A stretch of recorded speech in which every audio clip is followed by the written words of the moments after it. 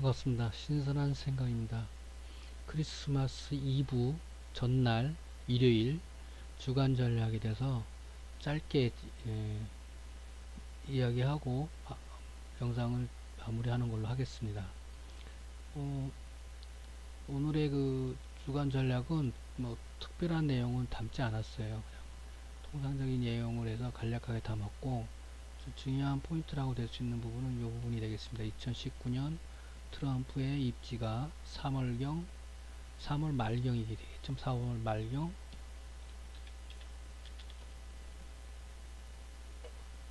3월 말경 결정될 것이다 라는 부분을 가지고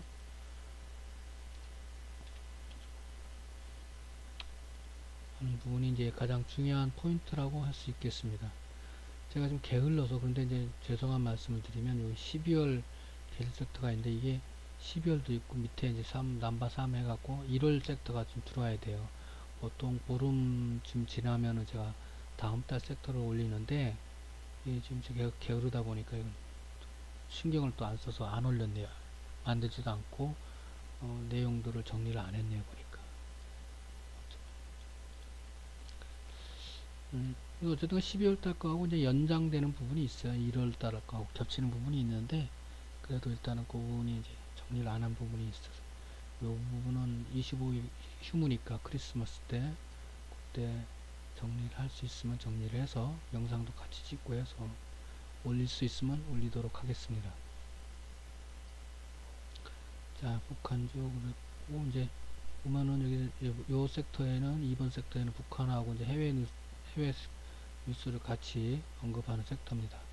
여기에 보면은 제가 뉴스를 주말에 나온 뉴스인데 저유가 세일 미세일 업계 비명 트럼프 커지는 4월 운명 이렇게 나오는데 사우디 보고 금요일날 제가 그랬죠. 사우디 보고는 감산하라고 그리고 미국은 증산하고 세일 가스가 있고 세일 오일이 있잖아요. 그죠? 세일 오일이 있듯이 근데 어쨌든 간에 4월경에 운명설이 나오는데 또 미중 무역 합의가 90일 얘기 있었잖아요. 그죠? 이게 언제요? 이게 관계가 되는 거 일정이 겹쳐요. 그리고 또 국방장관 사표 냈는데 이제 파월 해임설까지 나오고 있고. 그러니까 이제 트럼프가 이제 이래저래 이제 압박감이 커지는 거죠. 북한 문제 해결 잘 안 되지. 중국 문제 해결 잘 안 되지. 금리 잘 안 됐지. 국방장관 그만뒀지. 동맹들 관련해서. 이래저래 이제 입지감이 압박감이 좀 많이 오기 시작할 겁니다. 그래서 3월 말경에 이제 결정될 것으로 개인적으로는 본다. 근데 뭐 그 전에 이제 이건 이제 이 날이 중요하겠지만 이 우리한테 더 중요한 게 뭐냐면 1월부터 3월까지예요. 1월부터 3월까지는 그러니까 1분기는 관망을 해야 되는 부분이 강하고 쉽게 얘기하면 불확실성이 크단 얘기지. 확실한 내용이 없을 거 아니에요. 트럼프 입지가. 그래 트럼프 입지가 결정이 나야만 세계 경제의 방향이 잡힌단 말이지. 유럽에 대한 경제든 아랍 쪽에 관련된 부분이든 중국에 관련된 부분이든 북한에 관련된 부분이든 어? 아메리카 쪽에 관련된 문제든 다 트럼프와 관계가 되잖아요. 그러니까 트럼프의 입지가 결정이 나야만 트럼프가 뭐 마음을 돌이켜 먹어서 뭐 유하게 할 건지 아니면 입지가 더 강화돼서 강성으로 할지 결정이 나야 되는데 1분기에는 그렇지가 않다는 얘기지. 그래서 불확실성 때문에 불안한 증시가 예상되고 있다는 거지. 1월달에 북미 그 정상회담도 한다고 했지만은 지금 불확실하잖아요, 솔직히. 그 부분도 말은 했는데 한다고 했는데 불확실하단 말이지. 북한이 따라올지 안 따라올지도 모르고 내가 김정은이라도 안 따라가지 당연히 안 하지. 바보가 헤헤 그걸 안 하지 당연히. 내가 김정은이라도 안 합니다. 그거는. 어쨌든 간에 그렇습니다. 왜 안 하는지는 뭐 영상 전에부터 찍어 놓은 게 있고 내가 김정은이라면서 하고 한 영상도 찍은 게 있으니까 보시면 아실 거예요. 내가 문재인이라면 모두 얘기를 한 것도 있고. 어쨌든 간에 불확실한 불안정한 증시가 된다는 예상된다는 거죠. 1분기는 이게 중요한 포인트입니다. 이게 중요한 이게 포인트예요. 포인트. 1분기는 관망의 불안한 증시가 예상된다는 얘기예요. 그렇기 때문에 그렇고 이제 인도는 지금 독일을 넘어서 세계 7위로 올랐어요. 증시 시장이. 제가 이제 한 몇 년 전, 뭐 5년 전인가? 아니, 5년도 더 됐을 건데. 그 전에부터 제가 이제 신흥국의 이제 나라별 성장성이 활발한 성장성을 보이는 나라를 제가 순서대로 이제 언급을 한 적이 있어요. 중국, 베트남, 인도, 이런 순으로 했어요. 근데 이제 지금, 지금 현재 상황은 베트남이 지금 제일 그 성장성을 피크를 달리는 상태고, 이제 중국은 이제 포화가 단다고 내가 그랬었는데, 지금은 중국은 이제 이탈하는 기업이나 나라들이 많잖아요. 그죠? 빠져나오는. 그것이 제가 이 중국이 그 당시에 얘기했을 때 포화다고 얘기를 했고, 지금은 제가 베트남이 포화라고 얘기를 하고 있습니다. 그래서 베트남에서도 이제 옮겨올 거고, 근데 이제 유지를 하겠죠. 피크 상태에서 이제 유지를 하고, 베트남이 재작년 계속 임금 인상이 있었습니다. 베트남도 인건비가 많이 올라가고 있어요. 급변하게 올라가고 있었다. 중국도 그랬잖아요. 중국도 인건비가. 베트남도 재작년 엄청 막 10배 막 올라갔을 거예요. 아마 제 생각으로는. 아니, 그 10배가 아니라 전체적으로 옛날에 비해서. 지금은 작년인가 뭐 2배 정도 오른 걸로 나는 기억하는데, 작년인가 재작년인가. 하여튼 계속 인건비가 오르고 있습니다. 그래서 인도는 아직까지는 그런 상황이 아니고 아직 진출한 나라들이 별로 없어요. 저 기업들이 그렇게 많지는 않습니다. 아직. 그래서 신흥이고, 그리고 이제 우리 예능이나 방송에도 보면은 할랄 식품에 대한 얘기 많이 나오듯이 이슬람 문화 쪽군이 있기 때문에 그쪽도 인구가 많고 전 세계 종교적인 부분에 이슬람 문화를 무시를 못하기 때문에 그 관련된 부분도 아마 커질 거예요. 그래서 이쪽에 한국에서는 이슬람 문화가 생소한 문화이기 때문에 이쪽에가 새로운 진출 지역이 될 거라고 저는 보고 있었습니다. 옛날에 한 7년, 8년, 10년 뭐 그 전에 제가 중국 같은 경우는 남부권에 갔을 때 제가 잠깐 갔다 온 적이 있고 거기에 공장 크게 짓는 것 때문에 한번 갔다 온 적이 있는데 어쨌든 간에 진출을 새로 하시려고 하시는 분들은 이제 신흥 이런 쪽으로 가야지. 이런 쪽에 가서는 현상 유지, 국내 산업에 마찬가지. 국내에서도 현상 유지하고 뭐 하려고 뭐 아둥바둥 하잖아요. 그러듯이 그런 상황이 된다는 얘기지. 여기는 지금 들어가면. 그래서 지금 들어가는 건 추천을 하지 않는다라는 부분을 얘기를 하는 거고. 자, 그리고 대만 폭스콘 해갖고 10조 반도체 공장을 신설한다고 그래요. 반도체는 자꾸 이제 경쟁이 심화가 되는 거예요. 지금. 그러면서 경쟁이 이제 치열해지는 거지. 그러면서 이제 공급 과잉이 생기는 거죠. 쉽게 얘기하면 공급 과잉이 생기고 가중이 되다 보니까 그리고 이제 신규 산업에 대한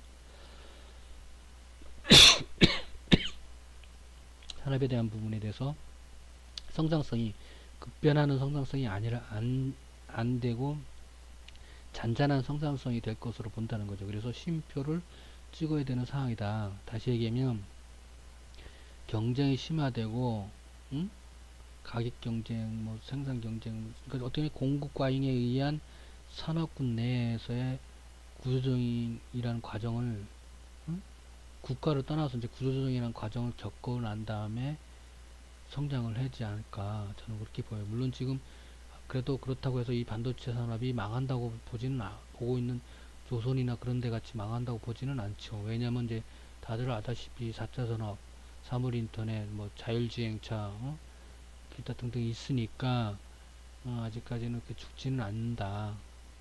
그렇지만 이 과정을 경쟁이 심해지니까 성장성에 대한 쉼표가 필요하지 않을까라는 부분을 저는 개인적으로 생각을 하고 있습니다.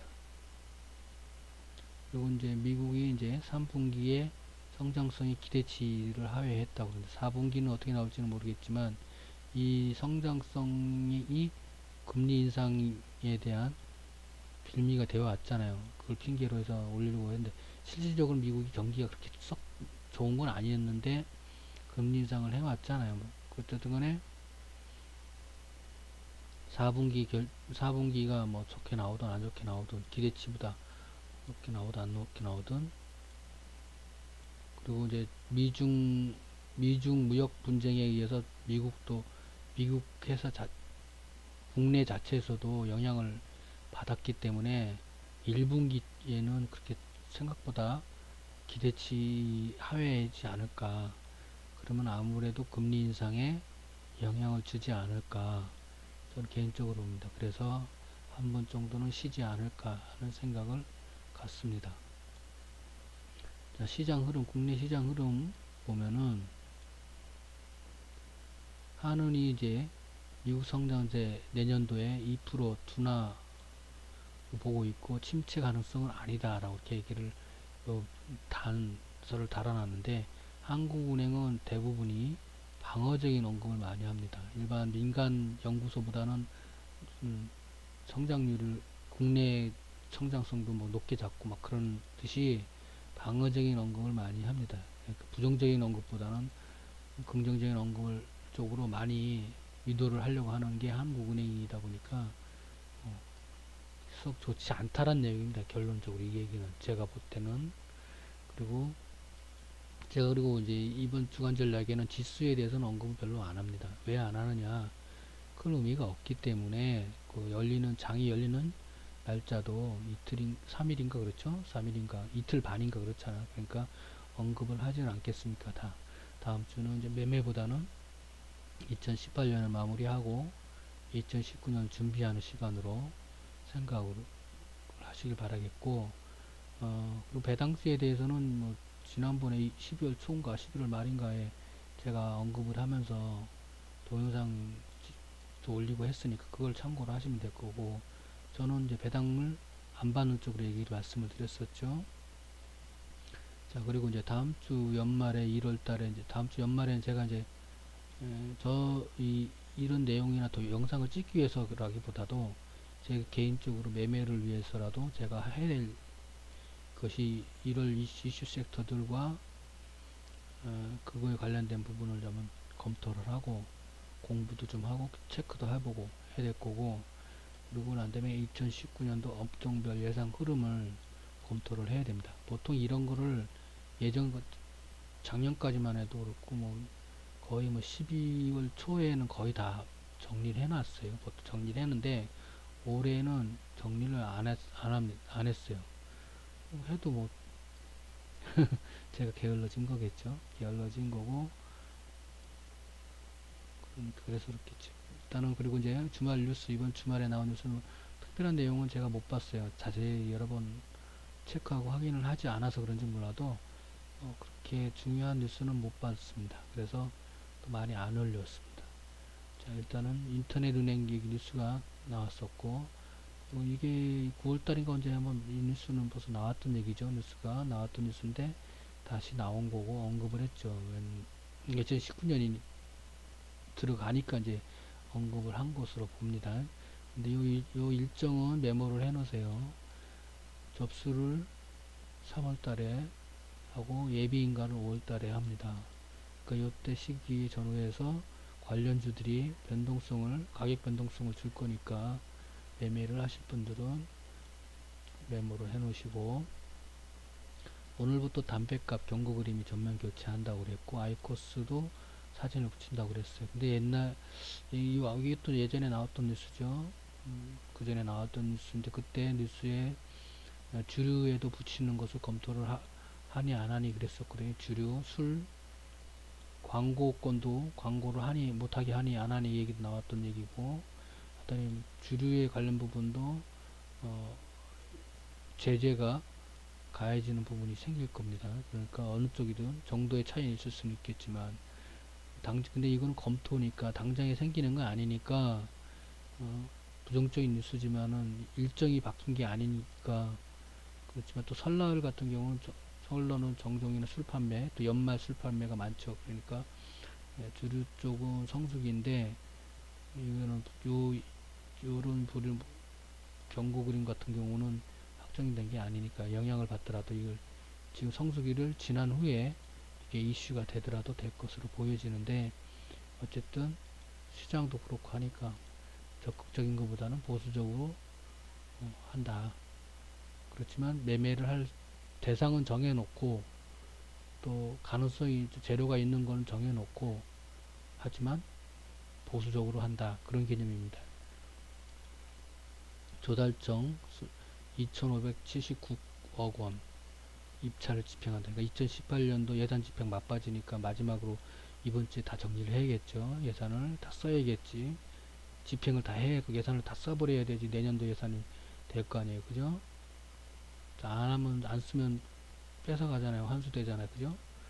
그리고 이제 2019년도 예산 집행이 또 얘기가 나오겠죠. 근데 조기 집행하는 게 생기겠죠. 뭐 일자리라든지 뭐 기타 뭐 그런 것들이 조기 집행 이슈로 해서 뉴스가 나오면 이제 관련주들이 움직이겠죠. 자, 그렇고 이런 뉴스가 있었고, 한미약품. 다음 주 일정은 이제 폐장이 그러니까 미국의 지수에 영향을 다음 주는 안 받습니다. 뭐 다들 날짜도 몇 개 없어요. 월요일하고 수요일하고, 월요일 수요일밖에 매매가 없고, 뭐 하루는 반나절만 할 거 아니에요. 그죠?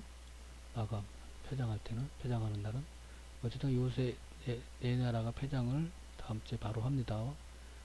24일 이번 주에 그 폐장했지. 그러니까 폐장한 거고, 이제 그리고 이제 개봉이 있고, 철도 도로 착공식, 요 GTX-A도 착공식, 철도 같은 철도입니다.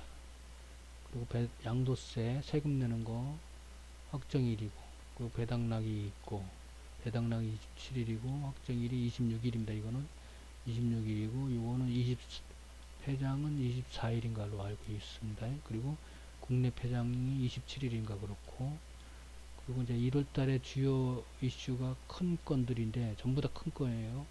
큰 이슈인데, CES, JP모건, 디트로이트, 코리아 그랜드가 있는데, 다 이건 자동차고, 이거는 반도체 뭐 기타 그런 쪽이죠.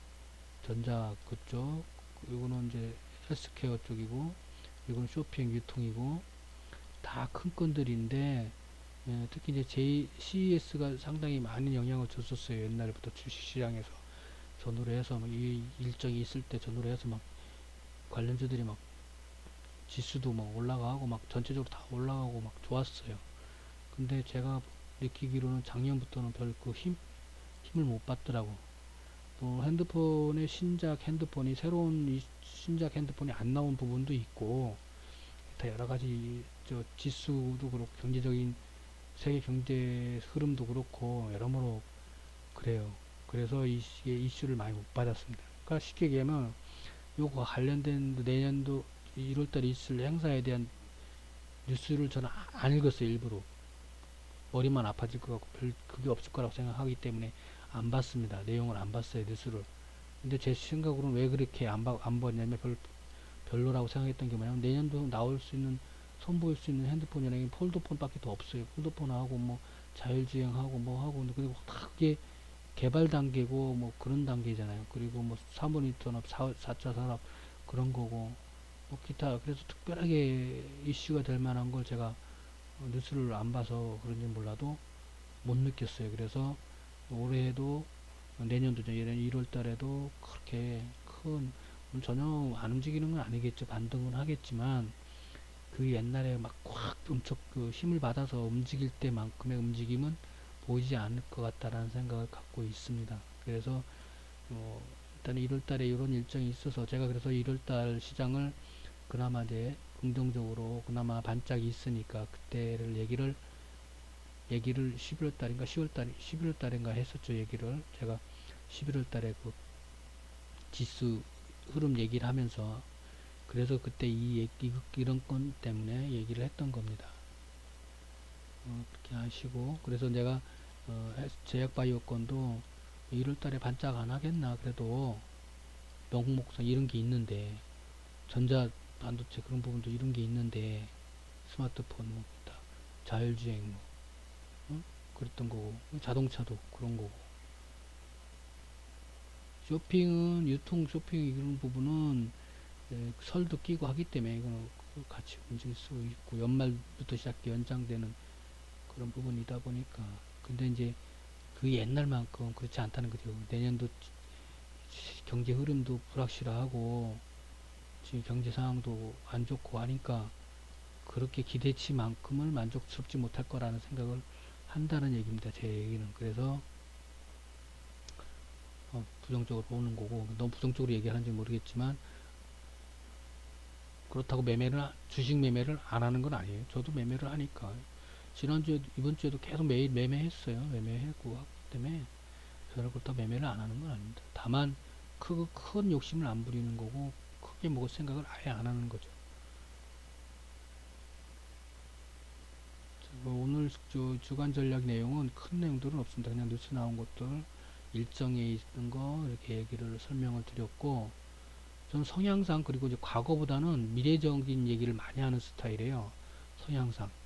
그리고 예방적인 얘기를 많이 하고, 지금보다는 미래적인, 앞에 일어날 일들에 대한 거를 최대한 앞에 것을 미리 막 얘기하는 그런 성향이 강합니다. 그래서 이런 내용을 정리를 하고 하더라도, 언급을 해도 그런 식으로 언급합니다. 제가 한 번 정도 봤거나 제가 한 번 정도 읽은 내용들은 가급적이 이런데 잘 안 걸어져요.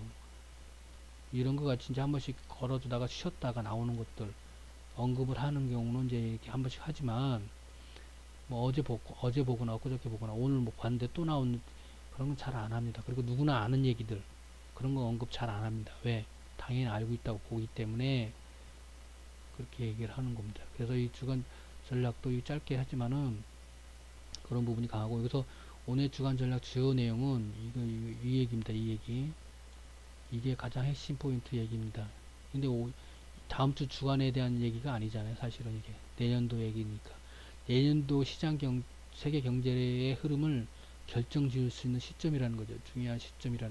중요한 포인트고, 그렇기 때문에 이게 중요한 포인트니까 그렇게 하시고, 준비를 하시고, 자금 운용도 그 일정에 맞춰서 자금 운용을 하시고, 돈이 많이 있으신 분들, 많이 없으신 분들은 자금 운용이라고 할 수 있는 건 없지만 그렇다는 얘기입니다. 어쨌든 간에 그 2018년도 주식시장 투자가 아닌 매매를 하시는 모든 분들 마무리 잘 하시고, 수익이 났든 안 났든 간에 마무리 잘 하시고, 2019년도는 시장 흐름 잘 읽고 대응 잘 해서 수익 나는 2019년이 되었으면 합니다. 요 떠오르는 태양과 같이, 핸드폰으로 제가 찍은 건데, 떠오르는 태양과 같이 빛나는 2019년이 되었으면 합니다. 감사합니다.